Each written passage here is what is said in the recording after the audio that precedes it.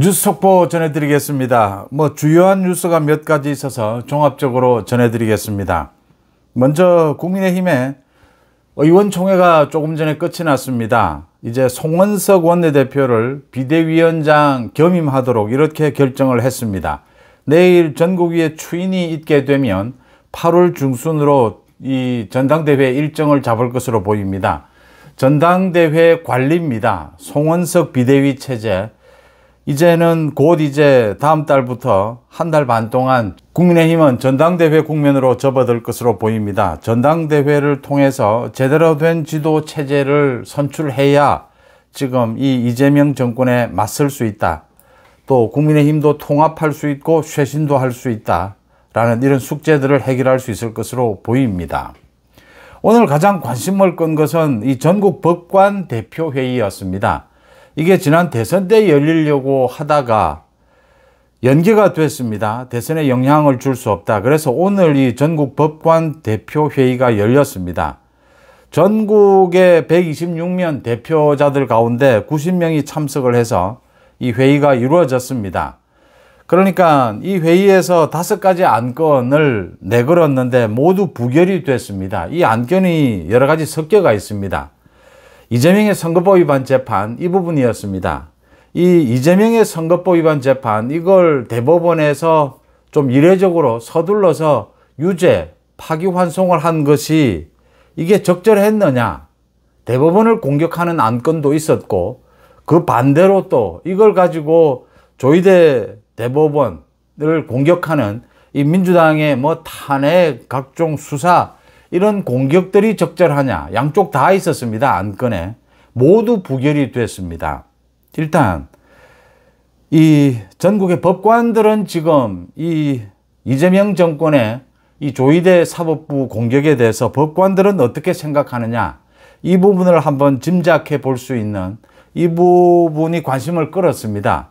일선 법관들은 어떤 생각을 가지느냐. 아쉬운 대목입니다. 법관들이 이 사법부 독립에 대해서 굉장히 소극적이다. 일단 이 소극적이다라는 생각에서 아쉬운 부분은 있습니다. 그런데 이게 법관들도 이제 정치적으로 두 쪽으로 나뉘어져 있다라는 생각을 가질 수가 있습니다. 모두 안건마다 찬성하는 숫자는 10여 명밖에 되지 않고 반대가 수십 명이었습니다. 그래서 모두 부결이 됐는데 그러니까 지금의 이 사법부를 지켜야 한다. 아니다. 지금 대법원이 뭘 좀 잘못하고 있다. 이 두 가지가 다 섞여 있는데 이 시작은 이렇게 됐습니다. 그러니까 지금 전국 법관 대표회의의 이 지도부가 소위 좌파들입니다. 그래서 조희대 대법원을 공격하기 위해서 이 회의를 열겠다라고 해서 사실상 많은 법관들이 그걸 그대로 둘 수는 없다. 그렇다면 모두 참여를 하자라고 해서 이걸 저지하기 위해서 이 많은 일반 법관들이 좌파가 아닌 법관들이 나선 것입니다. 그래서 사실은 이걸 보면 이 좌파 판사들 일부에 이렇게 조희대 대법원을 흔들기 위한 이런 판사들, 일부 좌파 판사들 이걸 저지했다라는 면에서는 성과가 있습니다. 그런데 좀 더 나아가서 조희대 대법원을 지키자, 이 사법부 독립을 지키자, 이까지는 나아가지를 못했다. 그러니까 이 안건마다 이 반대 찬성이 뚜렷이 나뉘면서 우리 지금 사법부에도 이런 좌파 판사들이 상당수가 있다. 전국 법관 대표회의의 지도부도 그렇듯이 상당수가 있다라는 것도 확인이 된 것입니다. 그래서 여기에서는 두 가지를 생각할 수가 있습니다. 하나는 판사들은 역시 판결로 이야기한다. 기자가 그러니까 기사로 이야기하듯이 판사는 판결로 이야기하는 것이 원칙입니다. 판사가 판결 이외에 다른 이야기를 하는 것은 사실은 맞지 않습니다. 다 정치적인 행동들입니다. 판사는 판결로 이야기하는 것이고 이 판결에 대해서 비판은 할 수 있지만 이 판결을 가지고 고소 고발을 할 수는 없습니다. 그런 책임을 물을 수는 없습니다. 판사들은 이런 정치적인 부분에 거리를 두고 독립성을 유지하는 전체가 그래도 그런 입장이다라는 건 다행스러운 것입니다. 그런데 분명하게 정치적으로 나뉘어서 좌파 판사들이 분명히 있다. 지금 민주당 이재명 정권의 저런 조희대 사법부 흔들기는 이건 뭐 완전히 선을 넘은 것입니다. 이재명 한 사람을 지키기 위해서 지금 잘 있는 제대로 된 우리 사법 시스템을 흔들려고 하는 것입니다. 이건 단호히 판사들이 모두 나서서 막아내야 하는 것인데 그렇게 막아내는 데까지는 가지를 못했다. 일부 좌파 판사들의 반대 때문이었다. 이 두 가지를 읽을 수가 있습니다. 이재명이 지명을 한 이 장관 후보자 가운데 정은경입니다. 보건복지부 장관 정은경, 그 다음에 유임을 시킨 이 농림부 장관 송미령, 그 다음에 지금 여러 명이 지금 문제가 되고 있습니다. 가장 큰 문제는 김민석입니다. 이 부분이 역시 오늘의 또 주요 뉴스 속보가 될 수밖에 없습니다. 국민의힘에서 이 김민석에 대해서 국회 청문회가 끝났으니까 국민청문회다라고 해서 국민들에게 이 김민석의 비리 부분을 정확하게 알리자. 그래서 오늘 국회에서 국민청문회를 열었습니다. 여기에는 농민도 왔고 뭐 회계사도 왔고 많은 사람들이 참석을 해서 김민석이 밝힌 청문회에서 밝힌 내용이 얼마나 엉터리냐라는 지적을 했습니다. 배추도 이 청문회장에 배추도 쌓아 놓고 이렇게 이 김민석의 그 배추에 투자했다라고 하는 것, 배추에 투자를 해서 월 450만 원씩 받았다. 그 수익금을 받았다. 오늘 그 농민이 나와서 증언을 했습니다. 자기도 평생 농업에 종사했지만 배추에 투자해서 이렇게 수익금을 챙긴다라는 말은 들어본 적이 없다. 또 오늘 그 뭐 회계사도 이야기를 했습니다. 지금 그 많은 8억에 가까운 현금을 쟁여놓고 김민석이 사용을 했다. 김민석이 이게 제가 말씀을 드린 대로 이걸 세무적으로 또 여러 가지 공직자윤리법, 재산신고 이런 걸 피해가는 가장 적절한 방법으로 지금 이게 소위 출판기념회를 통해서 모은 돈이었다. 또 뭐 조의금이었다. 또 장모로부터 받았다. 이게 지금 우리 정치자금법이 굉장히 까다로운데 구멍이 있는 곳이 출판기념회 또는 가족으로부터 받는 돈 뭐 이런 것들입니다. 이 조의금 이런 것들입니다. 그래서 김민석이 이걸 둘러대기 위해서 거짓말하기 위해서 피해가기 위해서 이런 거짓말을 한 것이 아니냐라는 지적을 했습니다. 그 지적이 적절해 보입니다. 다음 정은경이 보건복지부 장관입니다. 정은경이 이 과거에 코로나 방역 사령탑을 맡았을 때 이 정은경의 배우자가 코로나 수혜주, 그러니까 이 마스크 제조사 이런 수혜주를 대량으로 매입을 했다. 부인은 그러니까 코로나 방역을 맡고 있는데 남편이 그 기회를 이용해서 그 정보들을 이용해서 진단 키트, 마스크 제조사 이런 코로나 수혜주를 대량으로 매입했다라는 의혹이 불거져 있습니다. 이 부분에 대해서 정은경이 이 뭐 김민석이나 다 정동영이나 똑같이 하는 행태들입니다. 곧바로 밝히면 될 문제입니다. 이게 문제가 돼서 이재명도 임명을 해야 되느냐 하지 않아야 되느냐 고민을 하다가 결국은 지명을 했는데 정은경이 오늘 기자들에게 이렇게 이야기를 했습니다. 이게 잘못 보도된 부분이 많다.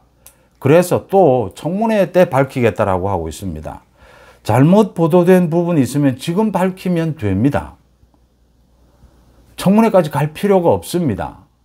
지금 이제 지난 20여 년 동안 청문회가 있으면 청문회 전에 언론 보도를 통해서 많은 것들이 검증이 됩니다.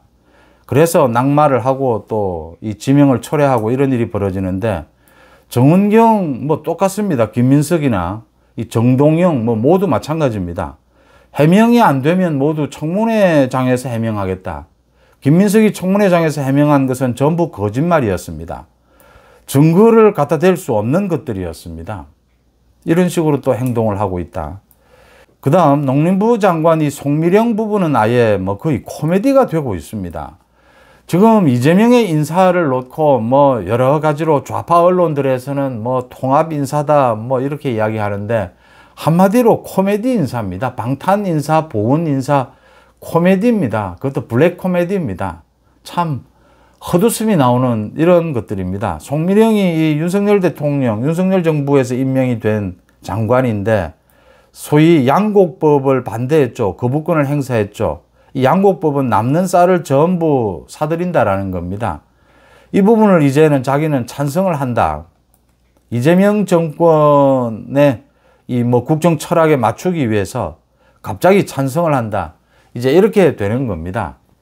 이 이재명이 송미령을 통해서 쇼를 하는 것이죠. 쇼를 하려고 했는데 이러면 이런 문제들이 발생을 하는 겁니다. 지금 진보당을 비롯해서 민주당 내에서도 농민단체에서도 이재명을 공격합니다. 왜냐하면 거기서도 송미령을 그동안 공격해 왔기 때문입니다. 송미령은 아니다라는 거죠. 그리고 자기들이 내세우는 그런 장관을 한번 내세우고 싶은 겁니다. 장관 자리가 욕심도 나죠. 그런데 송미령이 유임이 된다? 이재명은 지금 안팎으로 다 공격을 받고 거기에 더 나아가서 이재명 국정에는 방향도 기준도 없다라는 겁니다.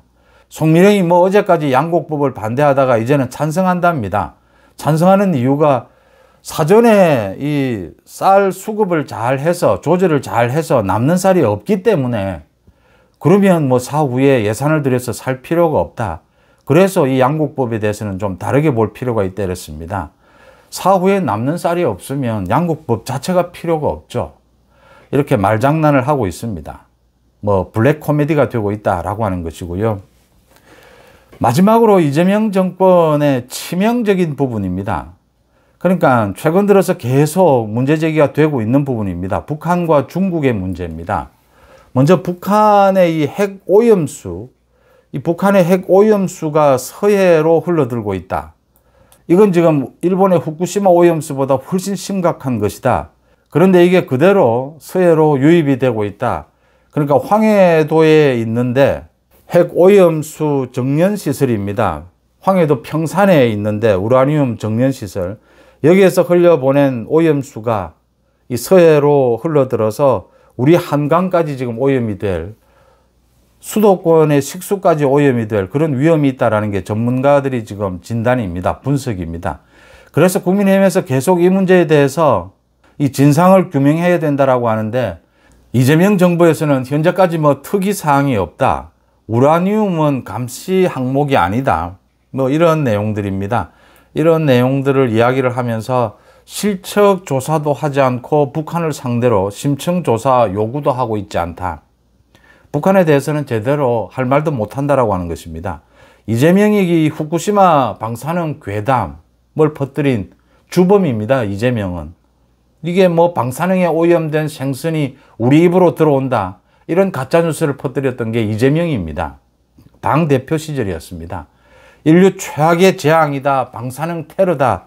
이런 소리를 짓거렸던 게 이재명입니다. 그런데 북한에 대해서는 한마디 말도 못한다.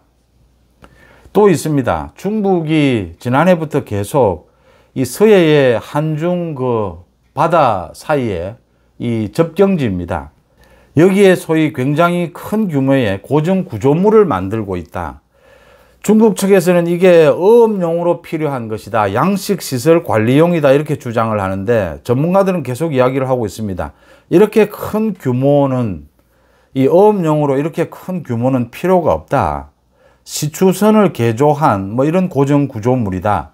이건 군사 목적으로도 충분히 사용할 수 있는 것이고 이 정도 규모라면 군사시설로 봐야 한다. 이런 이 전문가들의 진단이 계속 나오고 있습니다.